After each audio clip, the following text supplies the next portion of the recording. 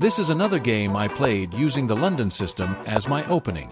It is a bit boring to play most of the time, but sometimes things can take a sudden turn and it becomes rather interesting. My opponent decided to be aggressive and threatened my bishop with his kingside knight's pawn. So I had to create a safe space for my bishop to retreat to. Then my queen is ready to go. Check. With another check, with my black squared bishop.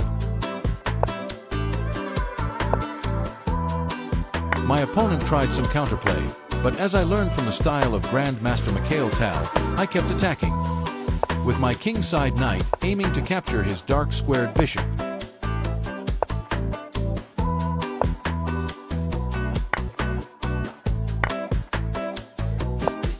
I pulled back my queen to guard my second-rank pawn. I reckon I had to be a little bit prudent. He tried to maneuver his knight into attacking mode, but I decided to do a long castle right to where his queen was trying to attack. I am sure this surprised him. I remember in Psalm 23, "The Lord will set a table for me in the presence of my enemies." Now, all hell broke loose as I pushed my pawn forward and we exchanged knights. Then I took his queen and he took mine with his rook. The queens are now off the board. The endgame has begun. Time for more Mikhael Tal style of play.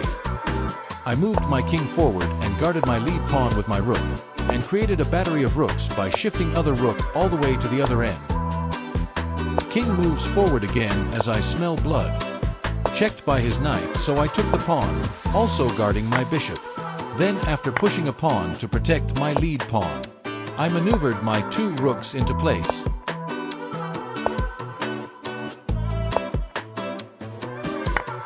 My opponent took my bishop with his knight, and I took his knight with my pawn, sealing off any possible escape routes for his king.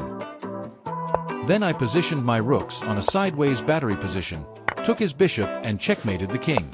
That is all she wrote.